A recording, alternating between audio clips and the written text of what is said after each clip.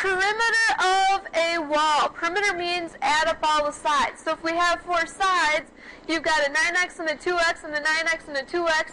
When we combine like terms, you get 22x. And when you solve, you get x equals 22. Take your 22, plug it in, and a lot of you are skipping this step, and it's throwing you off because you're like, well, I don't know what I'm trying to find. Well, I know. If you go 9 times 22 here, you'll see that this side is 198. We're talking about feet. And over here, 2 times 22 gives us 44 feet for this side. So Kaylee went off to the side. She's like, well, 198 and 44 added together gives us 242, and another 242 gives us 484 for our perimeter, and that's right. And then, so I did my math right, so now how do I find the area? Area is my length times my width, so my 198 times my 44 gives me 8,712 square feet for area, okay? Did you see that? Second one, measures of the angles in a triangle. Again, it benefit many of you to draw your triangle. You're in the extended ratio 1 to 2 to 3. Make sure when you have these extended ratios, you put your x's in here. And so when we add them all together, they add up to 180 because 180 degrees in a triangle. Combine your like terms, we get 6x. We divide, and x is 30. Take your 30, plug it back into each of those. We get 30 degrees, 60 degrees, 90 degrees. Those added together equal 180, so that means we did it right. Questions? Alright, moving on. Proportion. Fill this in your notes. A proportion. A proportion is an equation that states 2 ratios are equal. A proportion is an equation that states 2 ratios are equal. So what makes an equation? Oh, that equal sign. Proportion that states 2 equations are equal.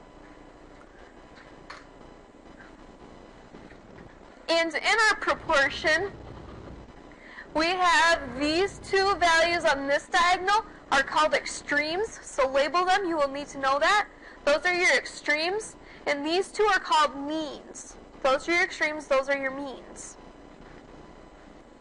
Here's how I remember this. In the alphabet, E comes before M, right? So E is above M, and over here, E comes before M again, so your extremes are to the left of your means. This diagonal is your extremes, that diagonal is your means. The cross products property. What does product mean? Quotient means the result after I divide. What does product mean? The result after you multiply. So if I say the cross products property, it's meaning we're going to cross multiply.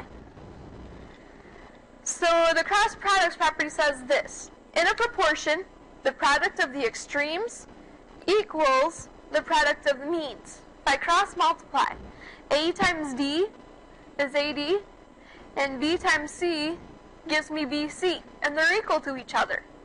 How do I know? Here's an example with numbers. If I say 2 fours, what's 2 fours equal? 1/2. What happens when we cross multiply? I cross multiply here, that's like saying 2 times 2, and here, 1 times 4, and I'm assuming they're equal. What's 2 times 2? 1 times 4 is 4. They're equal. It works, right? So that's the method we're going to use. We're going to say we cross multiply.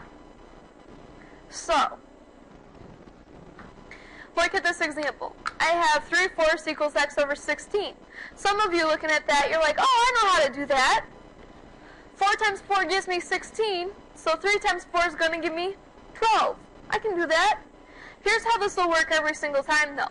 If we cross multiply, 3 times 16 is 48. X times 4, 4 times x is 4x. 4 times x is 4x. We divide by 4. Divide by 4, so x is 12. There's the math behind it. A little more organized approach.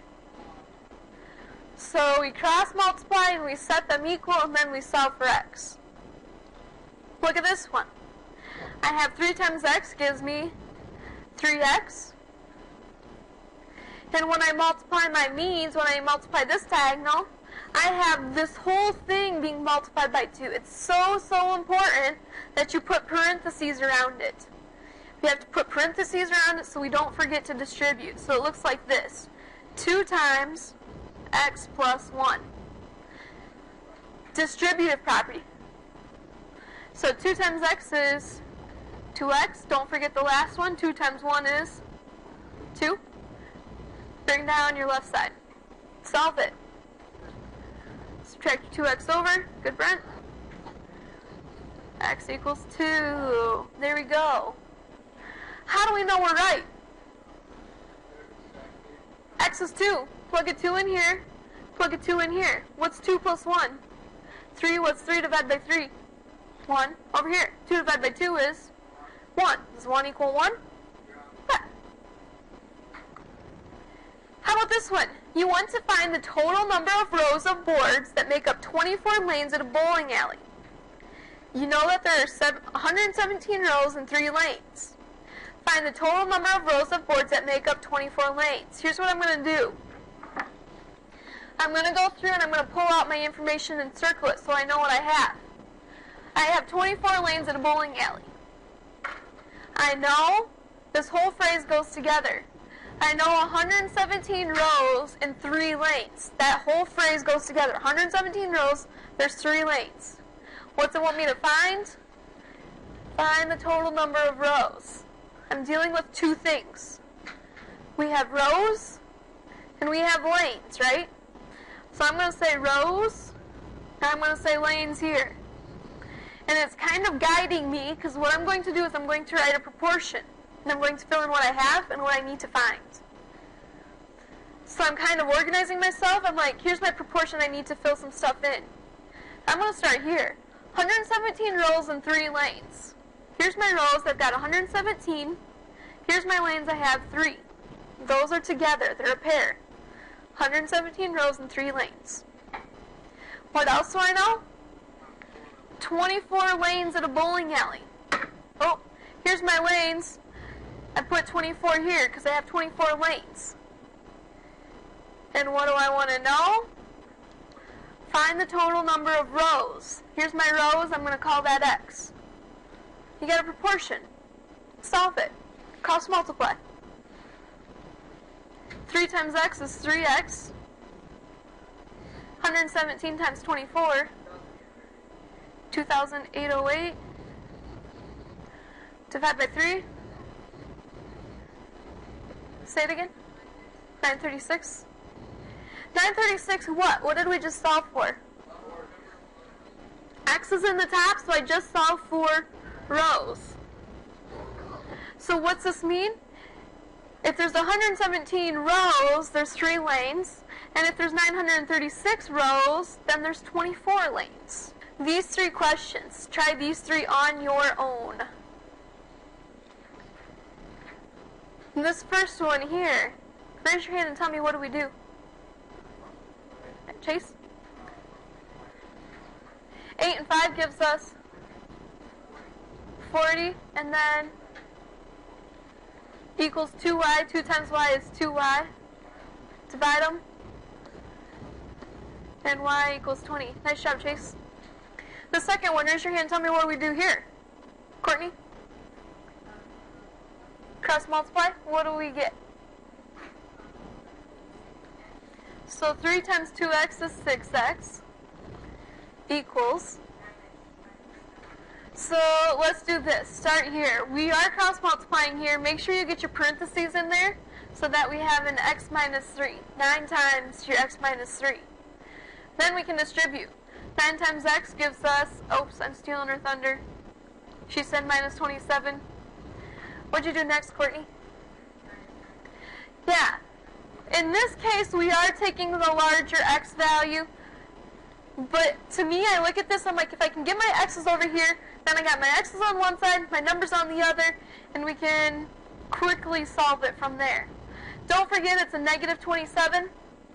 We divide by negative 3, and x equals 9. Okay? The last question. A small gymnasium contains 10 sets of bleachers. You count 192 spectators in 3 sets of bleachers, and the spectators seem to be evenly distributed. Estimate the total number of spectators. So to set this up, so what two things am I dealing with, Kaylee? We have bleachers and we have spectators. I can't stress enough this phrase right here, it all goes together. 192 spectators sitting in 3 sets of bleachers. So my 192 spectators is here, and my 3 sets of bleachers is in the top, because bleachers in the top, spectators in the bottom. So now what? 10 sets of bleachers. Where does bleachers go, in the top or the bottom? Top. Bleachers and bleachers, 10 of them. And it says estimate total number of spectators. I'm looking for my spectators. That's X, so that all makes sense. Cross multiply.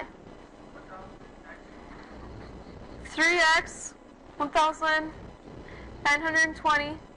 We divide, x equals 640. 640 what? What did I solve for? Spectators. You don't have this on your paper. Okay? Just listen. What's the difference between a ratio and a proportion? What's a ratio do? Compares two numbers, right? We might say 1 to 2 is the ratio of boys to girls. We might say the speed on the highway is 70 miles to 1 hour. Those are ratios. When we look at a proportion, what's a proportion do? It takes 2 ratios and it sets them equal. What do we do with the cross products property? What's cross products mean? Cross multiply. Good, Heather. Yeah. So check this out. Geometric mean on the back of your paper. The geometric mean of 2 positive numbers, A and B, is the number x that satisfies A over x equals x over b. Geometric mean of 2 positive numbers, A and B, is positive number x that satisfies A over x equals x over b. So again, A and B, they just stand for 2 numbers. How would I solve this? Cross multiply, right? A times B is AB, x times x is x squared. How do we get rid of that squared? Square root. So this is what it looks like. It looks like x equals the square root of AB. Make sure you write that on your paper. So what happens? So x squared equals AB, and we take the square root of that, and x equals the square root of A times B.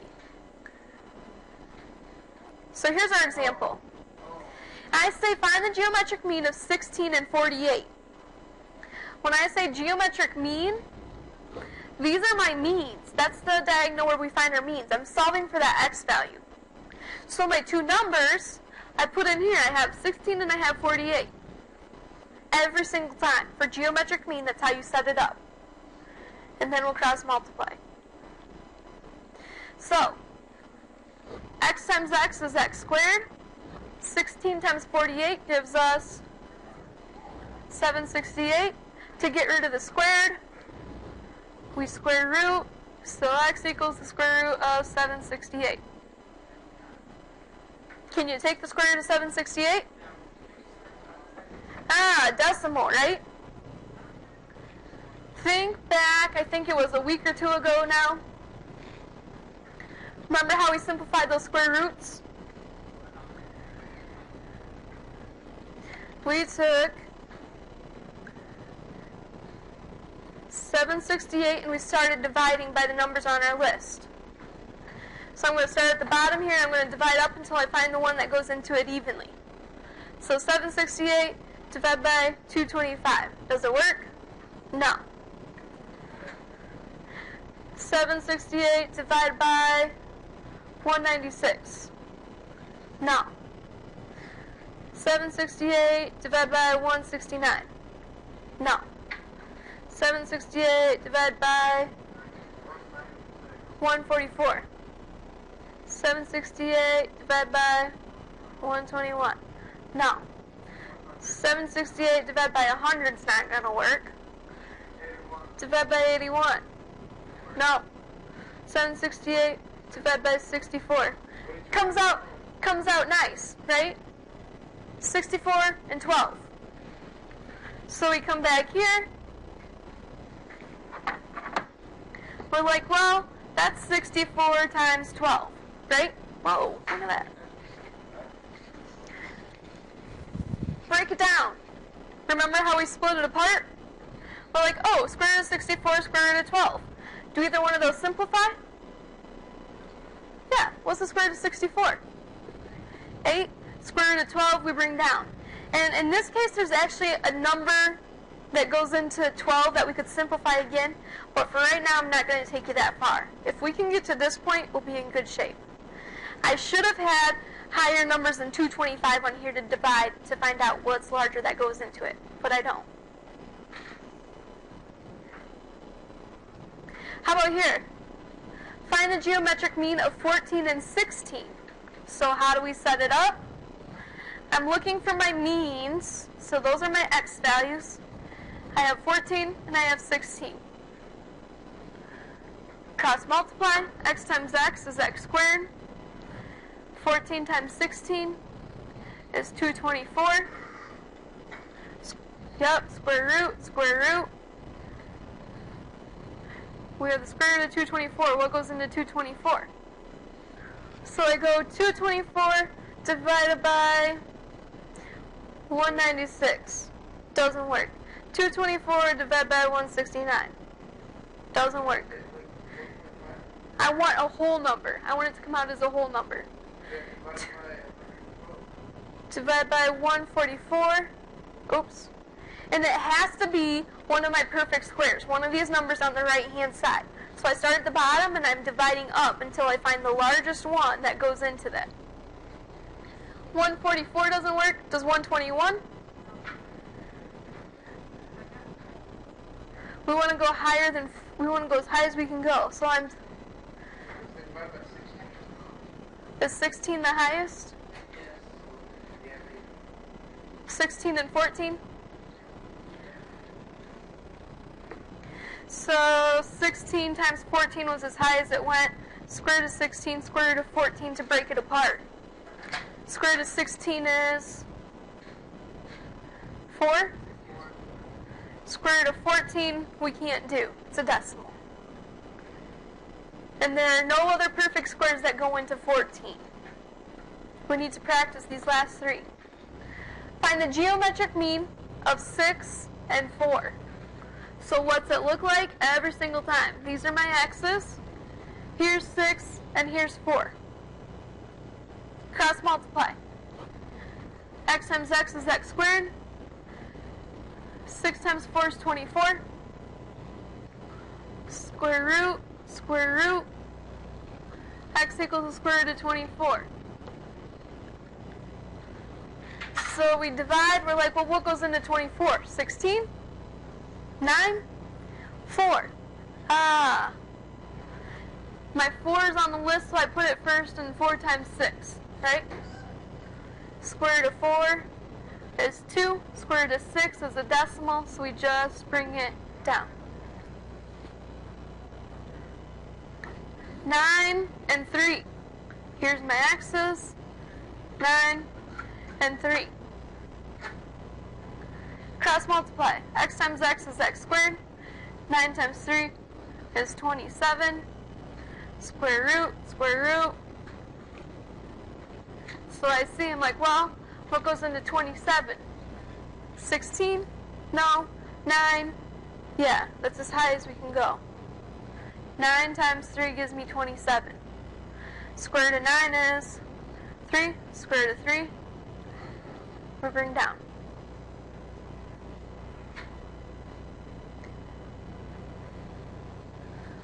Last one.